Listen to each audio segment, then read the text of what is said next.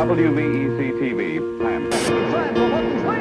Here we go. This is Jim Kincaid, ABC News.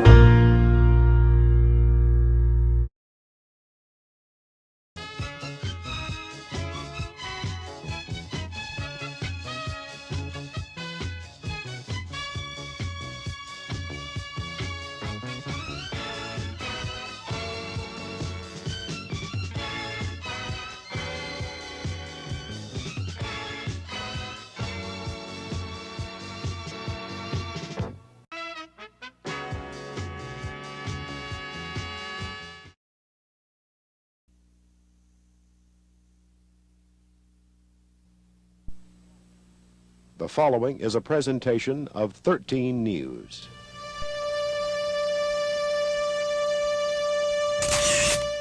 It's in this living room the four Giesy children receive an education. Mrs. Giesy says she teaches 5 hours a day. Her children learn all of the subjects other kids learn. It is the ultimate in home study. But not according to the Norfolk School Board, where they're trying to close Brooks School. What's the issue?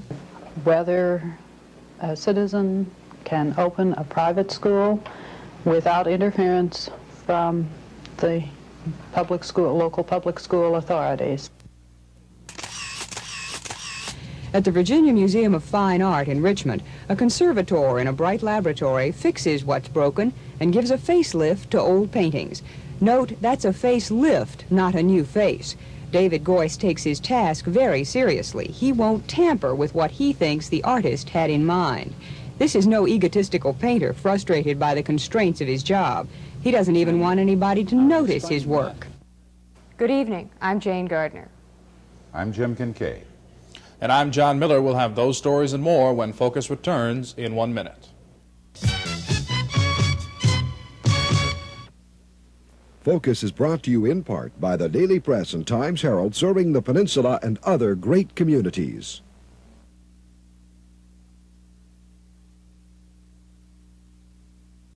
There seems to be a movement across the country these days attacking the quality of public education. Parents, teachers, and school children are all upset over the quality of education. For the most part, many meetings are held, PTAs pass resolutions and take stands. The kids keep going to class. But if the results of the minimum competency tests are any indication, they don't seem to be learning very much. Colleges complain the high school students they're getting are not well prepared. Employers are saying college grads can't write. But while everyone complains, things seem to remain the same, except for one Norfolk family. Theo and Daniel Giesy had enough of public schools. What did they do? They pulled their 3 school children out of the public system and set up their own private school. And what happened? The Giesys found themselves in court over a controversy that we call school days. The Shelton Park School in Virginia Beach. In September of 1975, the Giesy kids were enrolled here. But by December, Mrs. Giesy felt the Virginia Beach system was not helping her children, and she pulled them out. The next year, the Giesys enrolled 2 of their 3 children in Thorogood School. They lasted there just 3 months. Fed up with the resort city's educational system, the Giesys moved to Michigan. But they came back to Tidewater a few months later to this home in Norfolk near Ward's Corner. Only this time, the Giesys didn't bother with the city's educational system. Mrs. Giesy turned this home into a school, the Brooks School she called it, giving the institution her maiden name. And now the 4 Giesy youngsters are not only her children, but her student body as well. Okay, just a minute, let me get her started. Okay, 7 plus 6, you have 7 plus 6. Is it more than 10? It's in this living room the 4 Giesy children receive an education.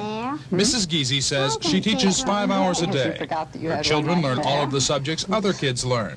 It is the ultimate in home study. But not according to the Norfolk School Board, where they're trying to close Brooks School. What's the issue? Whether a citizen can open a private school without interference from the public school, local public school authorities. How can she, and indeed anyone in Virginia, yank their kids out of public school and teach them at home? While it may surprise you to learn, Virginia has but one law regulating private schools teaching less than 6 students. And that law is that those students meet for the same number of days as a public school student. Period. It's just The State plain Department of straight gold. Education requires teacher certification for private schools with more than 6 students and compliance with health and safety codes. Okay, well, But schools with less than 6 students are required to meet only that one age-old school rule, attendance. I know the children. I work well with them. I know their individual interests and needs. I can give them a 1 to 4 teacher-student ratio that even a very good private school can't give. I can adapt the program to their outside interests and make the times we work fit with the other things they want to do. School officials may agree with that. What they don't agree with is the quality of education the Giesy children may be receiving. School officials say she is not a qualified teacher, and indeed she is not. Although Mrs. Giesy claims the 3.5 years of college she has studying a broad range of subjects makes her qualified. But what happens on those days when the household chores just seem to pile up, or when she doesn't feel like teaching her own kids for 5 hours a day? What happens then? We try to time our work when everyone is most receptive to it, but then of course public school teachers and private school teachers also have headaches and don't feel like it, and but they have a substitute teacher. Some of the time. There are a lot of days, I've been in the schools, I know there are a lot of days the teachers are there and they don't feel like it, but yeah, you learn when you're committed to what you're doing that you do it whether you feel like it or not. Okay, that should do you for a while. Okay, then when you're done you can add up, here are the different sets, and then when you're done... $14.99 plus? That's, well, just add it into the others, that's Jean's. Arithmetic is taught by going through the Sears catalog and picking out items the children would like. The prices are written down and then totaled.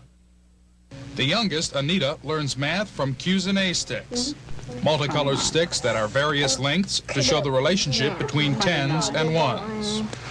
When you have 1 10, and how much more? How do you write it? You got a 10 and some more. How do you write that? Just like, I don't know how to make it. I know you put 2, but I don't know how. When you have 2 things, you see how much more than 10 it is. Well, there you've already got a 10. Now, how do you write it when you have a 10 and some more? I was waiting for that. And the 2 oldest youngsters learn algebraic equations from a formula called men's and sons. 3 men plus 2 sons equals 45. They must find out how tall the men and the sons are. Only today they seem to solve the problems faster than the mother can supply new examples. Public school, they were teaching the same thing and they weren't teaching it enough. They would review math, and they would review it for the longest time. It was all the stuff I already knew and I don't need to review it. And I would say, I know all this stuff, do we really have to do it? And she would say, but everybody else doesn't know it. And I was in the second to the highest math class, so they moved me up to the highest one, and it was still boring, the same things.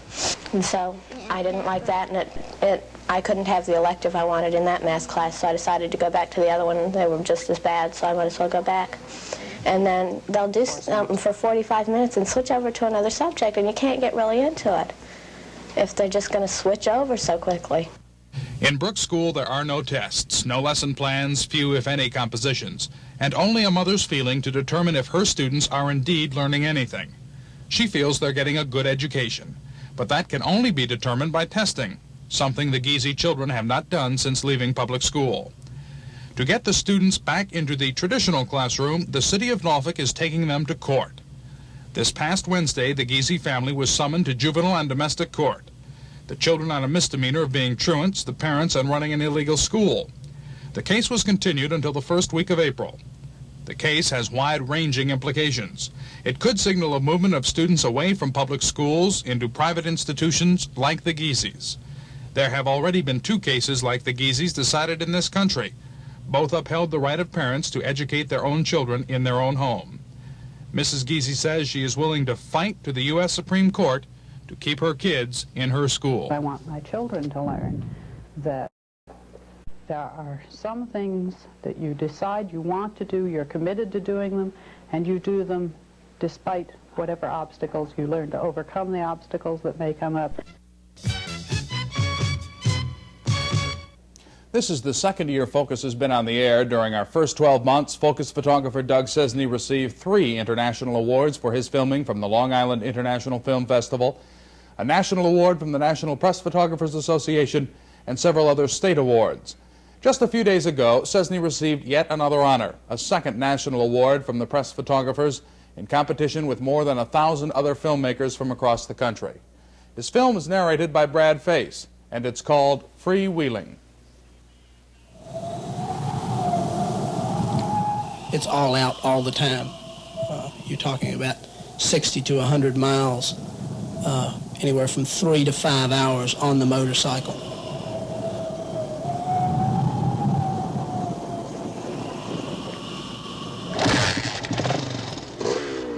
I practice in the spring and summertime, or in the rideable weather, at least 2 hours a day, or try to practice 2 hours a day, or ride 2 hours a day.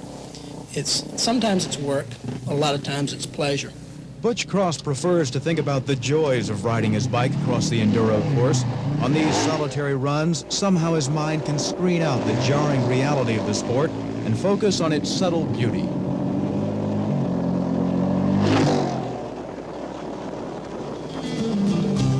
Once you feel like a part of the motorcycle, it is like gliding. You go into the woods and you get into a motion like you and the motorcycle are one.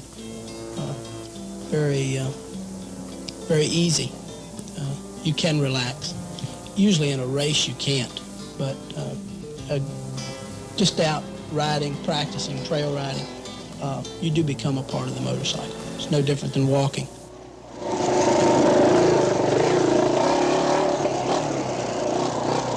On race day, Butch not only rides, he also officiates at the pre-race drivers' meeting. Okay, has everybody got a number on the right side of their helmet? 20 seconds. Somebody starts screaming at you from behind, he must ride a lot faster than you do. So get out of his way if it's at all possible. So don't use him for traction. Right, use him for traction if he doesn't. 5 seconds. Doesn't matter what happens if you get off that course and somebody turns in your number, just forget it. Butch's class has begun the race, but Butch has not. His new bike won't kick over. Finally, he pulls off, already hundreds of yards behind. But the race is a long one. The finish is some 50 miles and 3.5 hours away. The rugged course takes its toll on men and machines. 2 of every 5 drivers will drop out before the first cycle crosses the finish line. Butch is among the survivors. He finishes. Number 401, Butch Cross. But he's not satisfied with 4th place. Still, he feels his time was well spent. Even in the races, it seems like every time you do it, you learn something new. A way to twist your body or move your body or use your weight with the motorcycle. It's really something different every time you get on there.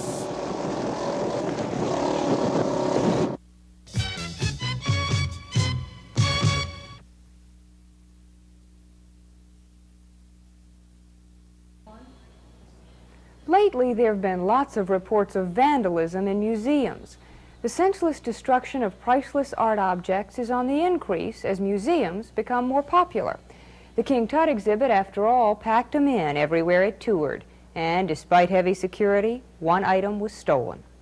Once an art treasure is damaged, either through vandalism or simple wear and tear, it gets fixed, or mended as much as possible anyway, by the art doctor. A museum is an oasis of art, a walled collection of special things in an ordinary world. It used to be that only a few special people entered to appreciate the art, but that was before well-publicized exhibits began attracting crowds. With the crowds came vandalism, and just increased wear and tear on some things already worn tired by time. At the Virginia Museum of Fine Art in Richmond, a conservator in a bright laboratory fixes what's broken and gives a facelift to old paintings. Note, that's a facelift, not a new face. David Goist takes his task very seriously. He won't tamper with what he thinks the artist had in mind. This is no egotistical painter frustrated by the constraints of his job. He doesn't even want anybody to notice his work.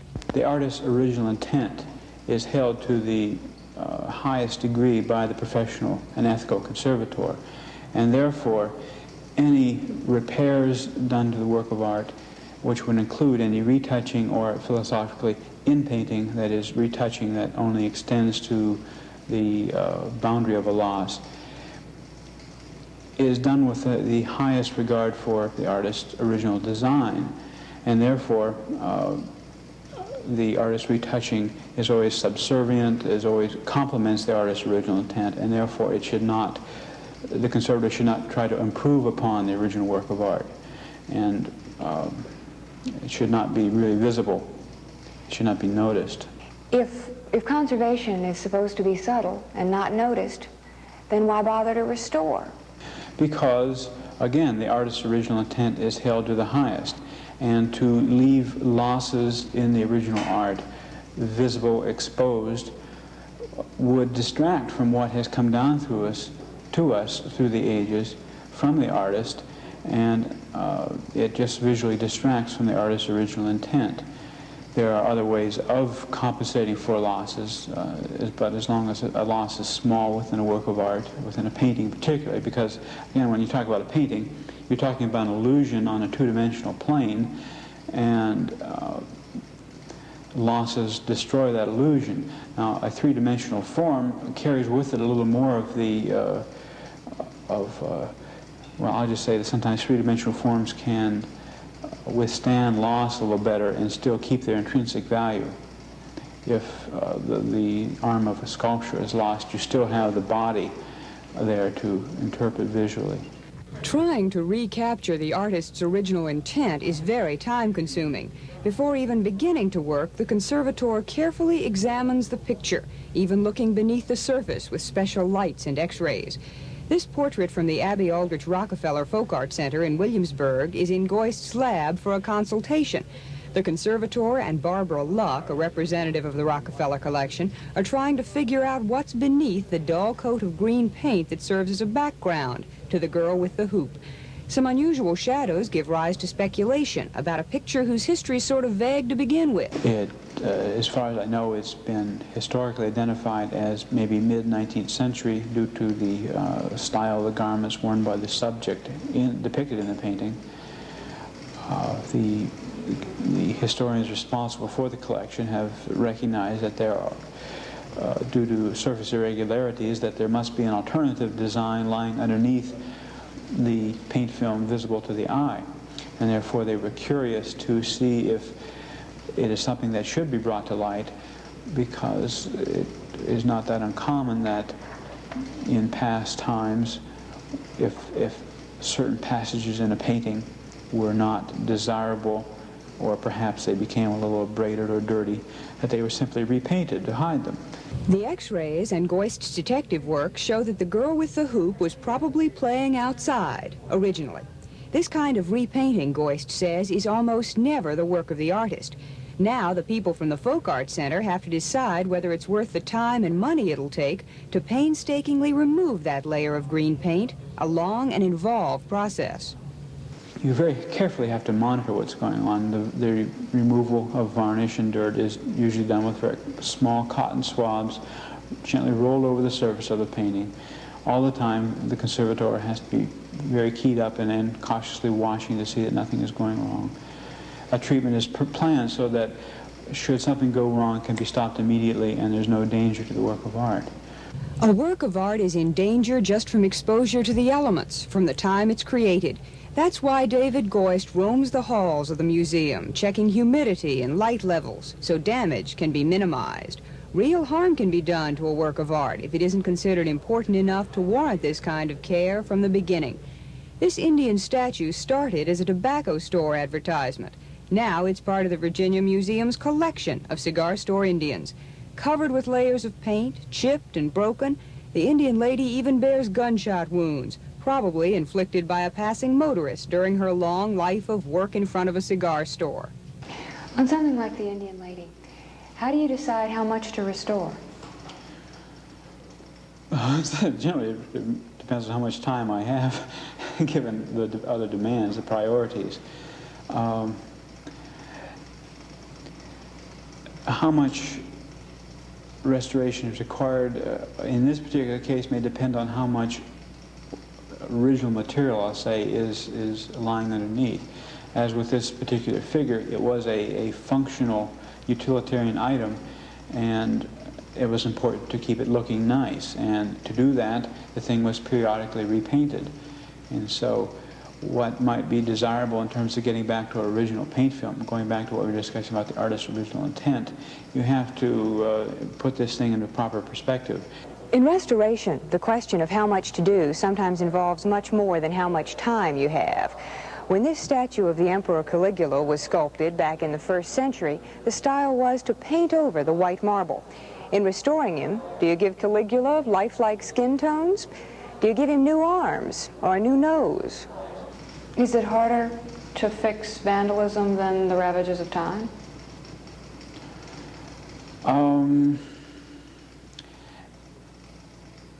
It varies. Vandalisms are localized, and therefore you don't have to treat the whole thing in general.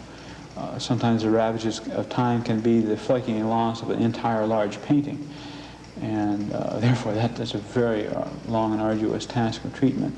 How big a problem is vandalism compared to just the ravages of time in restoration? Vandalism is always a problem. It's been a problem ever since the first painting was made. Somebody may, well, from the time of cave paintings, the artist made the image on the wall, perhaps thinking to bring him magic, and to our terms, maybe he threw a stick at it, symbolizing that he's killed the beast, and thinking that he'll be able to go out and kill the real one, but he's vandalized the image. And it's continued throughout the ages. Artworks are damaged because people do not respect them, or they see them as a means of getting at or expressing some political feeling, or because they're mentally unbalanced, they try to take things out on works of art to get attention. And so, but because more and more people are being brought into museums, you just increase that likelihood of damage. And of course, I read articles recently to the effect that major monuments that have been known for since beyond memory, such as Stonehenge, not direct vandalism, but just sort of unintentional vandalism, are being destroyed by overuse. This being St. Patrick's Day, a day when Irishness is celebrated mainly here in America, to some degree in Ireland, but mainly here in America by people of Irish descent and by those of us who can claim to have known an Irishman at one time or another. This being St. Patrick's Day, I'd like to talk to you about McNulty. McNulty's an Irish-American of 63 years who exhibits one of the virtues held dear by most Americans and by all sons of the old sod. McNulty is stubborn. McNulty is so stubborn that he spent almost 4 years in prison on principle. You see, back in the early 70s, McNulty held a winning ticket on the Irish sweepstakes, and what a winner it was. The Irish awarded McNulty a prize of $128,000. McNulty took the money, put it in a British bank, and came home to see what sort of interest it would earn. Well, the first interest it earned was the interest of the Internal Revenue Service. McNulty hadn't tried to conceal the money. He told them about it, but he also told them he was leaving it over there in the economy where he won it and not bringing it back to clutter up an American economy that already has enough troubles. But the IRS didn't see things that way. They say that any money earned or owned by an American overseas is subject to their tender mercies, and they arrange for McNulty to be a guest of the government until he sees things their way. And so it's gone. For more than 4 years, they bring McNulty to court from time to time and ask him if he'll go get his money and give them half or more. Interest and penalties mount faster than just plain interest, you know. And each time they bring him from jail and bring him into court, McNulty replies with an eloquence that proves his Irish ancestry, quote, "I don't owe the IRS a damn thing," unquote. McNulty will probably never get to use his money, but he's worn them down. A federal judge decided yesterday that McNulty doesn't plan to pay, and he let him go. It remains to be seen whether McNulty will take the tried and true American way out and skip the country, or stay and fight. At any rate, there's something to be said for McNulty's faithfulness to the art of stubbornness. But he passed by the most obvious solution. What he should have done is come back, launder the money through a Mexican bank account, get himself elected to high public office, and then, if he got caught, he could say to the judge and the people, "I've been punished enough just by being found out to be a thief." In cases like that, it's our policy to retire the felon and provide secretaries to help him write his book. Anyway, happy St. Paddy's Day, McNulty. I'm Jim Kincaid. Focus is brought to you in part by the Daily Press and Times-Herald, serving the peninsula and other great communities.